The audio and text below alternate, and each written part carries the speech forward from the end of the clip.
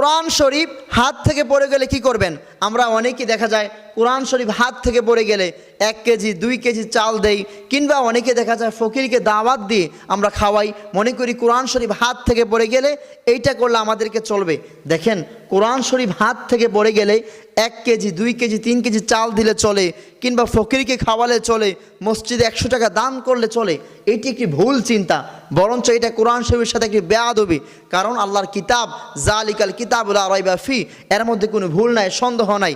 কোরআন শরীফ পড়ে গেলে আপনি আল্লাহর কাছে ইস্তেগফার করবেন, তাওবা করবেন, ক্ষমা চাইবেন।